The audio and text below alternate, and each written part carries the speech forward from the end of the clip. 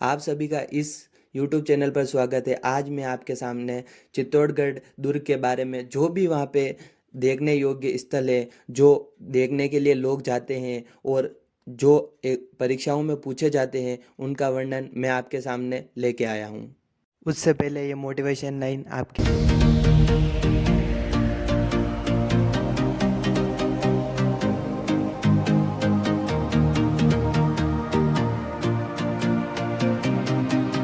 तो चलिए शुरू करते हैं आज का टॉपिक।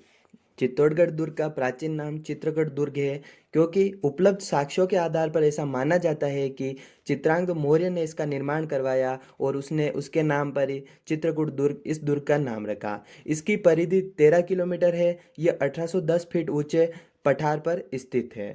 यह गंभीरी व बेड़ज नदी के संगम पर है और यह गुजरात व मालवा जाने वाले मार्ग के बीच में पड़ता है।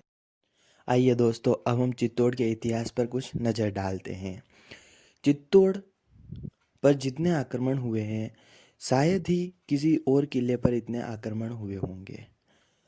मान मोरी मौर्य वंश का अंतिम शासक था, जिसे बप्पा रावल ने हराकर चित्तौड़ में गोइल वंश की स्थापना की। 1303 ईस्वी में रावल रतन सिंह और अलाउद्दीन खिलजी के मध्य युद्ध हुआ। यह युद्ध रानी पद्मिनी के कारण हुआ और इसके पीछे क्या कहानी है, आइए जानते हैं। एक बार की बात है, रावल रतन सिंह के दरबार में एक राघव चेतन काला चेतन तांत्रिक ब्राह्मण रहता था, जिसे पद्मिनी की ओर कुदृष्टि से देखने के कारण देश निकाला दे दिया गया। राघव चेतन ने बदला लेने के लिए अलाउद्दीन खिलजी के पास गया और पद्मिनी की तारीफ की, जिसे अलाउद्दीन खिलजी ने मेवाड़ पर चढ़ाई कर दी। रानी पद्मिनी को प्राप्त करने के लिए अलाउद्दीन खिलजी ने चित्तौड़गढ़ दुर्ग का 8 वर्ष तक घेरा डाला, लेकिन दुर्ग को जीत न सका। अंत में वह रावल रतन सिंह के पास संदेश भिजवाता है कि वह सिर्फ दर्पण में रानी का अक्ष देखना चाहता है। उसे दर्पण में रानी का अक्ष दिखाया तो रानी को प्राप्त करने की लालसा और तीव्र हो गई। जब रावल उसे विदाई देने आया तो अलाउद्दीन खिलजी ने उसे अपने अधिकार में ले लिया। रावल रतन सिंह को छोड़ने के एवज में उसने रानी पद्मिनी को मांगा। रानी पद्मिनी बहुत साहसी थी। उसने 1600 पालकियों सहित सुल्तान के खेमे की ओर कूच किया। पालकियों में वीर राजपूत योद्धा थे। 1600 डोलियों में पद्मिनी की सहेलियों के भेष में राजपूत सैनिक बिठाए गए और उन्हें सुल्तान के खेमे तक पहुंचाया गया। प्रत्येक पालकी में एक वीर योद्धा सशस्त्र बिठाया गया तथा 6 सशस्त्र चुने हुए वीर कहारों के वेश में, कहारे जो पालकी उठाने का काम करते थे उनको कहारा कहा जाता है, के वेश में एक एक पालकी लेकर गोरा के नेतृत्व में सुल्तान के खेमे में पहुंचे। इस प्रकार पालकियों के साथ कुल 11,200 योद्धा मौजूद थे। जैसे ही 1600 पालकियों दिल्ली के शाही महलों में पहुंची तो वीर राजपूतों के घमासान मारकाट के बाद रावल रतन सिंह और रानी पद्मिनी को मुक्त कराकर चित्तौड़ ले आए।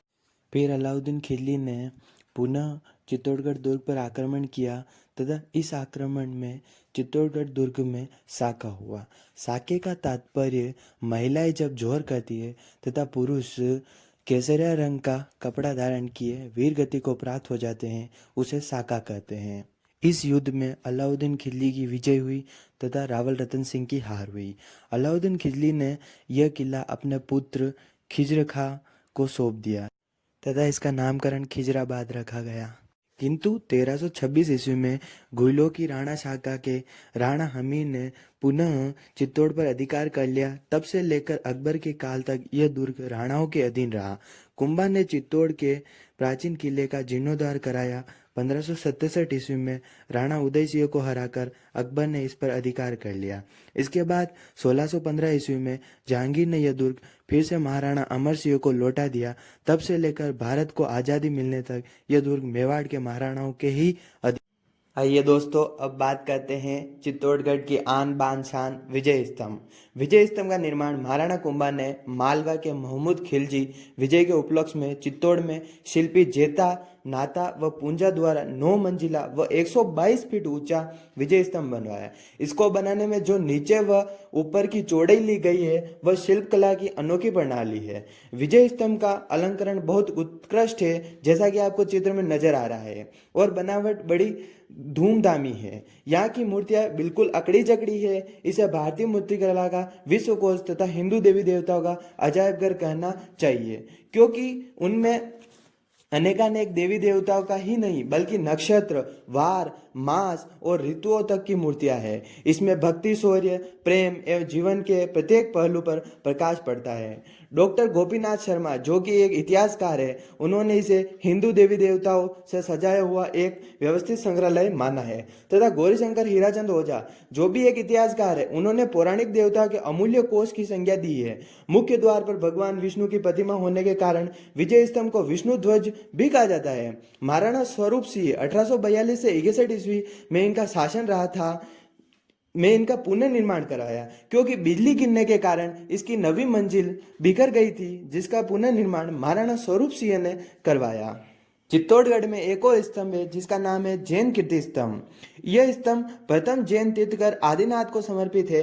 75 फीट ऊंचे 7 मंजिला इस स्मारक का निर्माण 12वीं शताब्दी में दिगंबर संप्रदाय के बगेरवाल महाजन सनाए के पुत्र जिजाक द्वारा करवाया गया था। इसके चारों पार्श्वों पर 5-5 फीट ऊंची आदिनाथ की दिगंबर मूर्तियां खुदी हुई है। बाकी के भागों पर भी अनेक छोटी छोटी जैन मूर्तियां उत्कीर्ण है।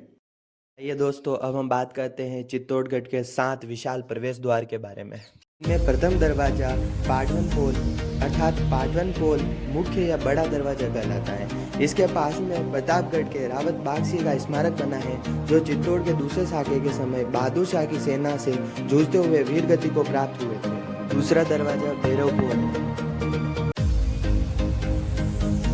तीसरा दरवाजा हनुमान पोल है, चौथा दरवाजा गणेश पोल है,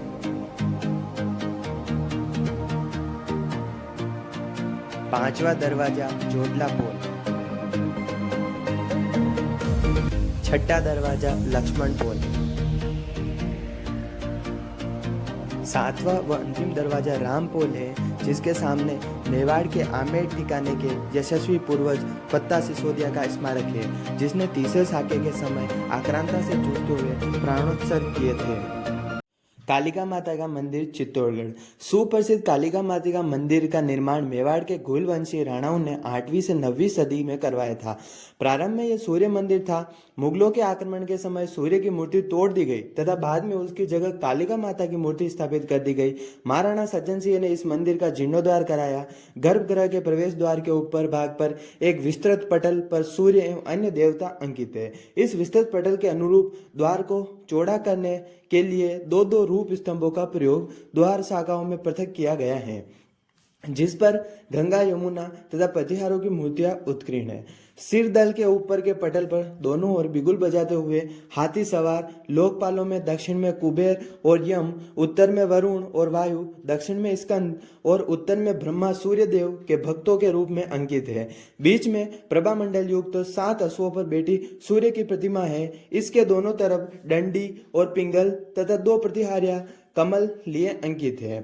उषा प्रत्युषा 2 स्त्री आकृतियां सूर्य के कंधों से धनुष बाण लिए अंधकार पर प्रकाश बाणों का प्रहार करती हुई उत्कीर्ण है।